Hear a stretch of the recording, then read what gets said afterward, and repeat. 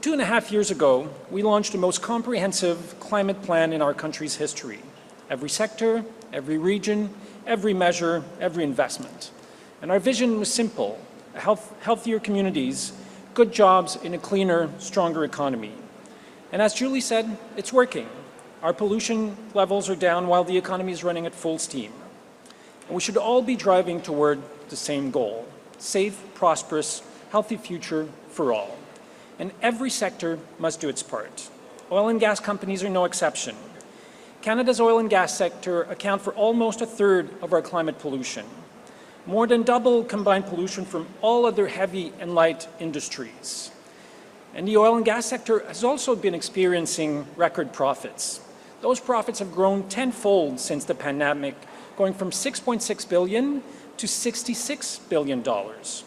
So we're asking the oil and gas sector to invest their record profits into pollution-cutting projects that can create and keep good jobs. Canadians can be proud of hundreds of thousands of oil and gas workers leading on transformative new technologies. The tools are here to cut pollution, and across the world there is a consensus on the need to transition to a cleaner future. Now is the window of opportunity. And so I'm proud to introduce Canada's draft regulations to cap pollution from the oil and gas sector. Those regulations will help to cut pollution by 35% below 2019 levels, while providing compliance flexibility. In doing so, we will create a cap-and-trade system for the sector. It will reward low-polluting facilities and incentivize higher-polluting facilities to invest. So what this means, it means no matter what happens to production, the pollution level will go down. And let me be clear, this was carefully designed through rigorous consultations. It goes after pollution, not production. Close analysis we've worked closely to develop what is technically feasible for the sector, but also to keep the industry accountable to their own promise that they've committed to be carbon neutral by 2050. And it's also a form of insurance for Canadians that with this policy, we will continue moving towards the achievement of our goals. It's part of a broad suite of measures, including the Canada Growth Fund, industrial pollution pricing, strengthening methane regulations, and new investment tax credits. We look forward to engaging with provinces, Indigenous nation, labour, and other stakeholders, and we aim to finalize these regulations next year.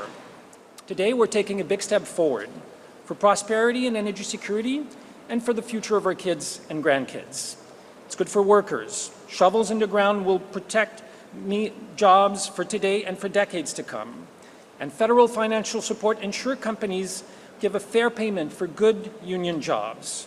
Success requires labor at the table through initiatives like the Sustainable Jobs Partnership Council that my colleagues here worked very hard on, and it's good for the environment to create a safe, secure, and healthy future for all Canadians. Yes. Over the last 9 years, Canada has taken aggressive action on climate change that has reversed a dangerous trajectory of upward emissions that we saw during the decade of inaction under Prime Minister Stephen Harper and the Conservative Party of Canada, a government in which Pierre Poilievre was a minister, and I would note that nothing we have heard or seen from Mr. Poilievre would suggest that he has changed at all or that he even believes in the science of climate change. Aujourd'hui, grâce au travail de ce gouvernement sur le dossier du climat, les émissions sont en train de baisser au Canada. While climate change is indeed causing environmental harm, it is also rapidly transforming the global economy and global finance in ways that are creating enormous economic opportunity for those that are thoughtful and focused.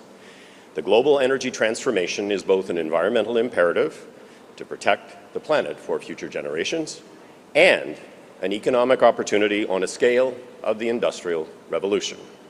Canada is the 11th largest in the world in terms of absolute emissions and per capita emissions, and in the OECD we are number 2 in terms of per capita emissions.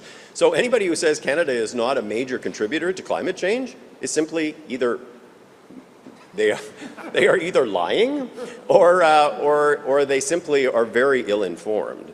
At the end of the day, this is a collective action problem. Collective action problems are the most difficult things to solve. We need to ensure that all major emitters, and that includes Canada, are doing their part to address what is an existential threat to the future of the human race.